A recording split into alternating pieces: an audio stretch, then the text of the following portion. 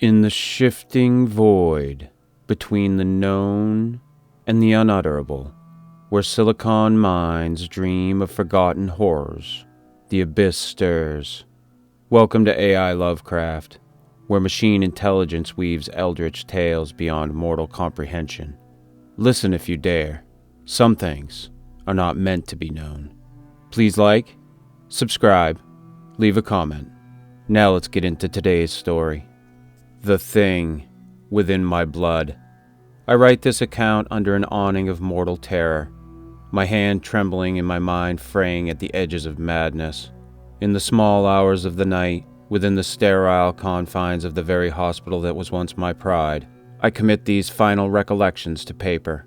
I do not know how much longer my cognition will remain coherent, for the thing that festers within my flesh advances even as I form each sentence. My condition, this hideous transformation wrought upon my bodily frame, is both my curse and the impetus for this confession. Should any human soul chance upon these pages, know that what I describe is no fevered hallucination, nor mere chimera of a diseased mind, but the true and accursed chronicle of a man's fall into corporeal nightmare and cosmic despair. In my dread, I find myself lapsing into archaic and lofty diction, as if only antique words can bear the weight of this horror. And horror it is, horror of the body and of the spirit, that compels me to set down every loathsome detail. By the flicker of a lone lamp in this lightless ward, I glimpse my own shadow on the wall, no longer fully human. My silhouette is warped by the hideous protrusions that have no place on a natural being, a sight that makes me recoil in nameless loathing. I force myself to record the events that led me here while I still can, before my mind fails or my hand loses its last strength. If I cannot complete this tale, I pray these pages stand as a warning, for within them lie revelations that menace both flesh and soul, blasphemies against the natural order that I pursued in my hubris, never imagining the accursed fate they would bring. Let this testament of a physician who ventured beyond the veil of earthly knowledge and paid an unspeakable price be heard. It is the story of how my body became a battleground for forces beyond human comprehension, and how my quest for a cure turned into a sentence of hideous bodily disillusion and cosmic despair. For 2 decades I served as a physician in this venerable New England hospital, a man of science devoted to alleviating human suffering. I was chief of pathology, not given to superstition, and perhaps overly fascinated by the hospital's own history. Many evenings I spent poring over dusty journals and notebooks of the founders, seeking inspiration. Little did I know that this scholarly curiosity would set me on the path to perdition. It was a mundane yet tragic twist of fate that planted the seed of desperation in my heart. I became my own patient. Some months ago, I received a diagnosis that fell upon me like a death knell. A rare and aggressive cancer nestled deep within my abdomen. Inoperable, the surgeon said, its tendrils winding around arteries where no scalpel could reach. The best treatments of modern medicine, poisons and rays, failed to halt its relentless growth. I watched in mounting terror as the shadow on my scans expanded, a dark bloom of death within me.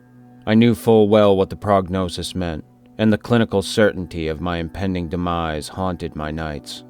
Each day my strength waned, and with it any pretense of scholarly detachment. Fear seeped into my thoughts like a slow poison. I was not ready to relinquish life, nor to abandon my life's work. The idea of such a banal, hideous death felt insulting, as if a blind, idiot force of nature dared snuff out my achievements. In those dark days, reason became a fragile veneer over desperation. I began to contemplate routes of salvation, far outside the sanctioned bounds of medical science. If a cure existed in some dusty corner of forgotten lore, I meant to find it. Many nights I spent in the hospital's library, seeking obscure references to miracle cures and radical treatments. It was during one such midnight vigil, as an autumn storm lashed the window panes with cold rain, that I stumbled upon the clue that would consume me. Tucked away on a high shelf was a slim, leather-bound journal with brittle, yellowed pages filled with spidery script. To my astonishment, I recognized the author, Dr. Phineas Corley, one of the hospital's founding physicians, long dead and half forgotten. My hands trembled with excitement and dread as I realized this journal might hold secrets lost to modern medicine. Eagerly I examined Dr. Corley's journal, oblivious to the malevolent secret it contained. In it, Dr. Corley recounted the aftermath of a meteorite that fell near our town in 1878. A local farmer named Elijah Hooper, who handled a fragment of the fallen star, soon developed a bizarre malady, a gray-violet growth consuming his arm. Corley tried everything to treat the man, surgery, chemicals, even cautery, but the abnormal tissue grew back each time, as if endowed with unnatural life. The patient's condition worsened rapidly. The arm became a pulsing mass of alien flesh, spreading tendrils into his body. In delirium, Hooper babbled in no known tongue, and at times an echo like distant thunder underlaid his voice.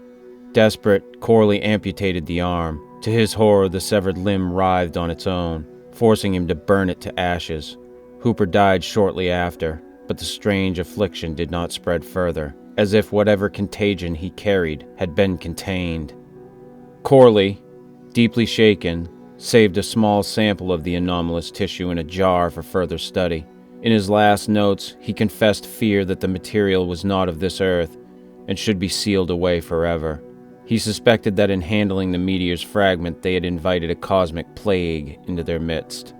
The journal ended abruptly thereafter. Some say Dr. Corley himself went mad and perished soon after those events. I was awestruck by the case, but I did not share Corley's dread. To me, it was not a curse, but a potential miracle. Rifling through the archive, I discovered an old metal canister hidden behind the books. Inside was a glass specimen jar containing the very fragment from 1878, perfectly preserved in amber fluid. The small lump of gray-violet flesh lay suspended, astonishingly intact after all these years. As I held it up, I imagined I saw it quiver in the lamplight, a trick of the eye, perhaps.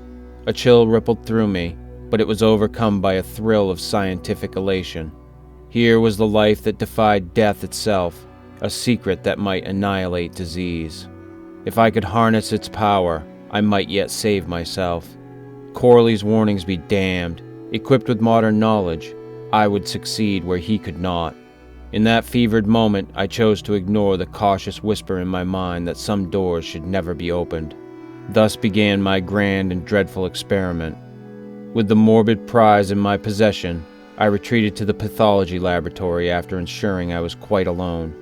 In the basement of the old wing, behind a bolted door, I set the jar upon a metal table under stark white lamps. The walls around me were lined with pickled specimens and dusty anatomical charts, a grotesque audience for what I was about to attempt. My heart pounded with a mix of terror and exaltation as I donned sterile gloves and arranged my instruments. Weeks of illness had left me gaunt and hollow-eyed, but in that moment a fervor akin to madness drove me onward. I carefully opened the jar and fished out the preserved lump of tissue. It was rubbery and gray, with faint violet marbling along its surface. A chemical odor mingled with an underlying sweetness wafted from it. Under the microscope, a thin slice revealed its extraordinary nature. The cells were unlike any I had seen, unnervingly large and complex, each pulsating slowly in unison with the others. When I placed a drop of my own cultured cancer cells beside them, the alien cells extended tiny filaments and relentlessly engulfed the malignant cells. It was as if the sample was actively attacking the disease. Time was critical. Every passing day the tumor inside me grew. Any conventional study would take far too long. I resolved to take the risk. Using a sterilized blade, I diced part of the sample and ground it into a slurry with saline. The solution in the syringe gleamed faintly opalescent under the lamp. Lying on a gurney, I palpated the cruel lump in my abdomen, my death made tangible, and slid the long needle directly into its heart. I injected the strange elixir into my own flesh. The effect was immediate and excruciating. A searing heat spread through my gut, drawing a strangled cry from my throat. A fog of agony and exhaustion enveloped me. I must have lost consciousness for a time, for I awoke on that gurney, drenched in cold sweat and disoriented. Gingerly, I pressed trembling fingers to my abdomen. To my astonishment, the tumor's outline had softened and begun to shrink. The alien cells were devouring it from within, just as I had hoped. For the first time in months, I felt the weight of death begin to lift, if only by a slender thread. That night I remained in the lab, monitoring myself. Apart from a slight fever and local soreness, I felt better than I had in weeks. I drifted into a deep, exhausted sleep right there on the gurney. When I awoke, aching but energized, I confirmed that the tumor had further diminished. My recovery seemed nothing short of miraculous. I left the lab by dawn's light with secret triumph thrumming in my veins. Yet amid my elation lurked small portents of peril, signs I willfully ignored. The skin around the injection site had taken on a grayish pallor that did not fade. A faint tingling skittered across my abdomen now and then. My appetite, once ravaged by illness, returned with a peculiar ferocity. I craved meat, bleeding, rare, and devoured it with an appetite that would have embarrassed me in saner times. I dismissed these anomalies as trivial side effects of healing. In blissful ignorance, I went about my duties the next day, convinced all was well. I could not know that this was merely the calm before the storm. My first disquieting dream came the following night. I slept in my own bed at home for the first time in ages, expecting peaceful rest. Instead, my slumber was a doorway to madness. I found myself standing in an alien landscape, under a black vault of sky pricked by unfamiliar constellations. The ground was not solid earth, but pulsing, wet, organic matter, as if I walked upon the flesh of some colossal being. Each step sank slightly into the yielding terrain, which throbbed with a slow, rhythmic pulse. In the distance, cyclopean shapes like monstrous fungi or polyps towered and swayed, though the air was deathly still. I tried to scream, but no sound came. Looking down, I saw my skin had turned slate gray, like the ground, and my arms were grotesquely elongated. Fingers melted into quivering tentacles. Instead of my scream, from all around me echoed a distant, low thunder. A reverberation felt more in my bones than heard with my ears. It was as though some colossal heart were beating in the dark, in sync with the pulse beneath my feet. I jolted awake, gasping and drenched in sweat. It was morning. Pale light filtered through my curtains. Heart pounding, I pressed a hand to my side. The area around the injection site throbbed dully. When I lifted my nightshirt, a chill coursed through me. The gray patch on my skin had spread wider overnight, snaking toward my ribs. Though it hurt to admit, the resemblance to poor Hooper's condition in Corley's tale was unmistakable. For a long moment I sat on the edge of my bed, struggling to gather my resolve and not give in to panic. Determined to investigate further, I returned to the hospital and secluded myself in the lab at dawn. With shaking hands, I drew my blood and peered at it under the microscope. What I saw turned my stomach. My blood was already tainted with that otherworldly cellular form, a chimera of human and alien. Under the lens, I watched the intruding cells ensnare and devour my own blood cells. There was no denying it now. The invader was spreading through me. A desperate plan formed in my mind. Corley had ultimately halted Hooper's corruption by amputating the infected limb and burning it. My affliction was more internal, but perhaps I could still excise the principal site of invasion. If I cut away all the tissue around the injection area, maybe I could remove the foothold of the thing inside me before it took over completely. It was a ghastly gamble, but the alternative, being consumed, was unthinkable. I fortified myself with morphine and local anesthetic, laid out a mirror and surgical tools, and prepared to perform an operation that any sane doctor would deem impossible, excising a part of my own flesh. In the mirror's reflection, I looked like a man already half in the grave, pale, eyes wild, sweat beading on my brow. Still, my resolve was firm. I sterilized a scalpel and swabbed iodine around the grayish patch that marred my side. I steeled myself and made an incision around the discolored flesh on my side. Blood welled as I cut deeper, revealing gray, violet tendrils running through my muscle. Fighting the urge to faint, I carved out gobbets of tainted meat and dropped them onto a tray. The removed pieces twitched, connected by sinewy filaments to what still remained inside me. Suddenly, pain beyond bearing shot through my core. A tendril of the thing uncoiled from the open wound, as if to defend itself. I choked back a scream and pressed an alcohol-soaked swab to the writhing filament, and then touched it with the flame of a lighter. The slender tentacle recoiled and then shriveled to ash, filling the air with the stench of charred corruption. Gasping, I saw no further movement within my wound. Trembling, I swept the extracted tissue into the incinerator, watching the quivering chunks burn to cinders. My desperate surgery had removed as much of the infestation as my strength allowed. Weak from agony and blood loss, I could only bind the gaping wound and collapse against the wall, praying I had cut out the evil in time. I awoke some time later, hours or mere minutes I could not tell, lying in a sticky puddle of my own blood and antiseptic on the lab floor. Dazed, I lifted myself and became aware of a dreadful itching and pulling sensation along my side. With a grimace, I peeled away the now sodden bandage. What I beheld nearly plunged me into despair. The gash I had carved was no longer an open wound. Overnight, it had been partly woven shut by fibrous gray tissue. New tendrils of alien flesh crisscrossed the incision, knitting my own meat together in a grotesque makeshift repair. It was as though the intruder provoked by my assault had labored to heal and fortify its foothold within me. A sob of anguish escaped my lips. My attempt to save myself had only demonstrated the thing's tenacity. When I staggered to my feet, a wave of dizziness and nausea nearly sent me tumbling again. A deep ache suffused my muscles and bones. Pressing a hand to my chest, I felt a bizarre double rhythm there. My heart galloped from panic, but beneath that, slower and steadier, a second throb pulsed. I realized with dawning horror that an alien heartbeat echoed within me, out of sync with my own. A second heart, or something like it, was beating in tandem with my life. The thought was so unbearably obscene that I retched dryly. In the mirror above the sink, a stranger's face glared back at me. My skin hung pale and loose, and along my jaw I could see ridges beneath the surface, cords of unnatural tissue winding under my flesh. A tuft of my hair fell away as I ran a shaking hand through it, the strands coming out brittle and lifeless.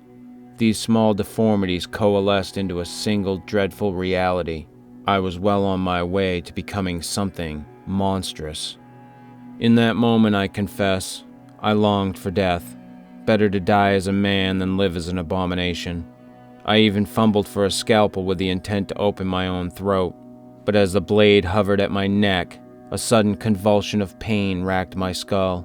I heard a low whispering in my head, not in my ears, but within my mind, and I felt an alien will coil around my own like constricting veins. Whether it was the creature's survival instinct, or a hallucination born of trauma, it stayed my hand. My muscles jerked involuntarily, sending the scalpel clattering to the floor. I realized with dismay that the thing would not even allow me the mercy of a quick end. I was a prisoner in my own body, and the jailer was the horror I had invited inside. Time lost all meaning as I sank into a corner of the lab, my consciousness flickering between exhaustion and delirium. It was then that the visions began to encroach upon my waking senses, just as they had in my dreams. In the periphery of my vision, the shadows of the room quivered and took on unnatural shapes reminiscent of that otherworldly landscape. I blinked, and for an instant the tiled floor was slick and spongy like living flesh. I blinked again, and it was solid stone. Reality itself seemed to waver. My ears caught a distant reverberation, the same phantom heartbeat from my dreams, pounding from deep within my own chest as much as from the air. The boundary between me and it, between reality and nightmare, had grown terrifyingly thin. As the invader's tendrils spread through my nervous system, I felt my consciousness being drawn into a vast and alien presence. My mind was dragged toward union with a far larger awareness that spanned eons. I realized the entity was sentient and ancient, traveling on the meteor like a spore on the galactic winds. As it spread through my nerves, I caught flashes of its memory, swirling stars, the frigid dark of interstellar space. and a ravenous hunger waiting millennia for sustenance. I sensed its triumph at finding our fertile world. This was no unique event. Earth was but one more host in an endless cosmic cycle. In my mind, a kind of silent scream resounded, a last cry of protest from the soul of a man I once was. It was the cry of a mind confronted with its utter insignificance against the scope of this cosmic incursion. What was one feeble human will against an ancient entity that had traversed gulfs of space? I understood with soul-crushing clarity the despair at the heart of all cosmic horror, that we are small, transient, and fundamentally powerless before the uncaring forces that stalk the universe. And yet, as I write this, some shred of me remains, enough to wrest temporary control and set these final words down. The very act of writing has given me a last anchor of identity against the tide that seeks to overwhelm me. But I feel that anchor slipping. The thing inside grows stronger each moment. I feel it thrumming in my brain, tugging at my thoughts. My fingers even now twitch and spasm unnaturally, as if puppeteered. The flesh of my hand creeps with gray discoloration, and my joints crack as they distort. It takes all my waning will to form each letter. To whoever finds this document, I implore you, do what I no longer can. I have barricaded myself in this lab, but soon the creature that moves my limbs will seek escape to spread its contagion further. You must not let that happen. When you enter, if I have not already destroyed myself in some final act of humanity, you must be prepared to confront something that only wears the tattered semblance of a man. Do not hesitate if it speaks with my voice, or wears my face. It is an abomination. You must destroy it utterly by fire. Burn this body to ash, and ensure no fragment remains, lest the horror rise again. I can feel my thoughts dissolving now, drowned by a tide of alien exaltation. My flesh is no longer flesh, but a conduit for something foul and magnificent. There is a joy welling up inside that is not mine, a heinous joy at the dawning of a new hybrid birth. Yet the sliver of me that remains is filled with absolute terror and loathing. I hear wet, heavy sounds, my bones bending, my tissues sloughing off to make way for the creature's final emergence.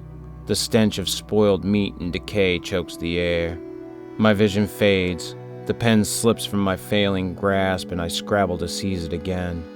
These may be the last words I write as myself. The final convergence is at hand. The heartbeat is one. If you read this, if you hear a voice pleading from my lips, remember, it is the monster pleading, not me. Destroy us. Destroy me.